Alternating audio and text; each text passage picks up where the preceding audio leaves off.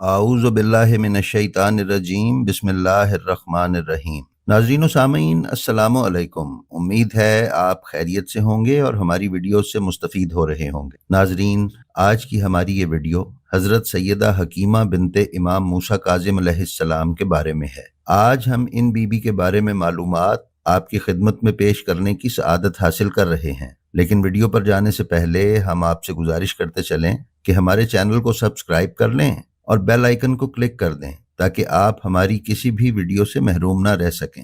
اس کے ساتھ ساتھ ہماری جو ویڈیو آپ کو پسند آئے اس کا لنک اپنے حلقہ احباب میں شیئر کرنا مت بھولیں۔ تو آئیے اب چلتے ہیں اپنی آج کی ویڈیو کی طرف۔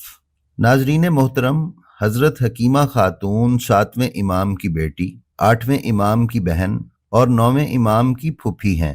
آپ امام محمد تقی علیہ السلام کی ولادت باسعادت کی شاہد بھی ہیں، اور اس واقعے کی تفصیل کچھ یوں ہے۔ امام موسیٰ ابن جعفر علیہ السلام کی دختر اور امام رضا علیہ السلام کی ہمشیرہ سیدہ حکیمہ فرماتی ہیں کہ جب امام محمد بن علی کی ولادت کا وقت آن پہنچا تو امام رضا علیہ السلام نے مجھے بلا کر فرمایا، بہن حکیمہ، بی بی خیزران اور دایا کے ہمراہ ایک کمرے میں چلی جائیں۔ پھر امام نے ہمارے لیے ایک چراغ روشن کیا اور دروازہ بند کر کے چلے گئے۔ اسی وقت بی بی خیزران سلام اللہ علیہا کی حالت متغیر ہو گئی اور چراغ بھی بجھ گیا۔ میں فکر مند ہوئی، لیکن اسی وقت اچانک امام جواد علیہ السلام نے 14ویں کے چاند کے مانند طلوع کیا۔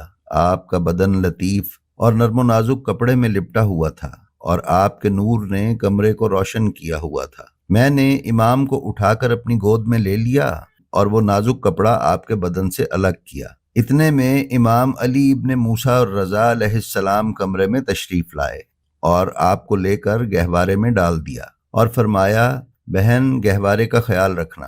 3 روز گزرنے کے بعد امام جواد علیہ السلام نے اپنی آنکھیں آسمان کی جانب کھول دی اور دائیں اور بائیں جانب نگاہ دوڑائی، اور پھر فرمایا، اشہد ان لا الہ الا اللہ و اشہد ان محمدن رسول اللہ۔ میں گواہی دیتا ہوں کہ اللہ کے سوا کوئی معبود نہیں ہے، اور گواہی دیتا ہوں کہ محمد صلی اللہ علیہ وآلہ وسلم اللہ کے پیغمبر ہیں۔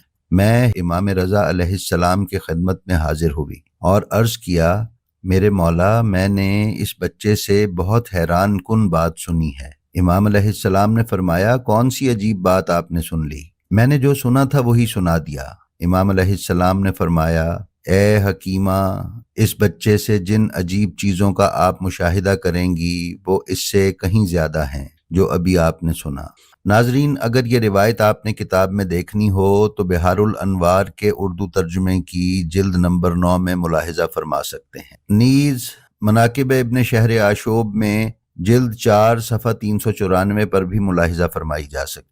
ناظرین، حضرت حکیمہ سلام اللہ علیہا اپنے بھائی امام رضا علیہ السلام کے فرامین کی راویہ ہیں۔ ان سے نقل ہونے والی روایات کے پیش نظر کہا جا سکتا ہے کہ آپ کو امام علی رضا علیہ السلام نے اسرار سے آگاہ کیا تھا۔ بہرانی کہتے ہیں کہ حکیمہ خاتون ایک جلیل القدر اور عالمہ خاتون تھیں، بزرگ، عبادت گزار اور صالح خواتین میں سے تھیں۔ طولانی عمر پائی، مگر ان کی زندگی کے بارے میں زیادہ معلومات ہمیں دستیاب نہیں ہیں۔ یہ بہت ہی صاحب نفوذ، عاقلہ اور درایت کی مالکہ تھیں۔ آئمہ طاہرین، سادات اہل بیت اور لوگوں کے نزدیک اعلیٰ مقام رکھتی تھیں۔ تاریخ و حدیث کی کتب میں علماء نے حکیمہ خاتون کو ایک عقل مند، عابد، لائق اور علمی صلاحیت کی مالک صفات سے تعبیر کیا ہے۔ برقی کی طرح دوسرے علماء رجال نے انہیں امام علی رضا علیہ السلام سے روایت نقل کرنے والوں میں شمار کیا ہے۔ تنقیح المقال اور معجم رجال الحدیث میں بھی ان کا تذکرہ موجود ہے۔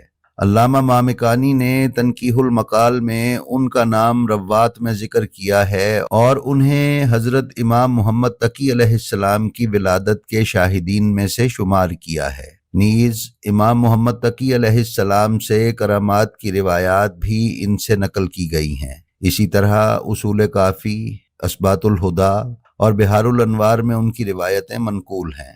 بی بی حکیمہ سلام اللہ علیہا کا روضہ گچ ساران شہر سے 80 کلومیٹر جنوب کی جانب بہبان نامی پہاڑوں کی گھاٹی میں واقع ہے۔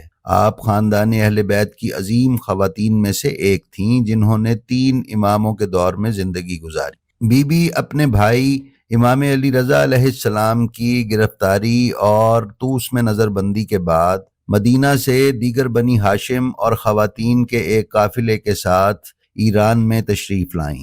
آپ کا ذکر اصول کافی اور بحار الانوار میں موجود ہے۔ حالات کی سختی اور دشمن کے شر سے محفوظ رہنے کے لیے آپ نے دور دراز پہاڑیوں کے اندر ایک غار میں پناہ لی جہاں آپ کی رحلت ہوئی۔ اس روضے کے محل وقوع پر غور کیا جائے تو معلوم ہوگا کہ سادات والے رسول پر کس طرح سے زمین تنگ کی گئی اور وہ اپنی اور اپنے متعلقین کی جانیں بچانے کے لیے ویرانوں، جنگلوں اور پہاڑوں میں روپوش ہو گئے کہ جہاں بنیادی سہولیات اور خوراک کی رسائی تو دور کی بات، انسانوں کا بھی نام و نشان نہیں تھا۔ جی تو ناظرین، یہ تھی ہماری آج کی ویڈیو جو ہمیں امید ہے آپ کو پسند آئی ہوگی۔ ہماری اسی طرح کی ویڈیوز دیکھتے رہیے اور ہمیں دعاؤں میں یاد رکھیے۔ اپنا اور اپنے گرد و پیش والوں کا بہت سا خیال رکھیے اور خلق خدا میں آسانیاں تقسیم کرتے رہیے۔ السلام علیکم۔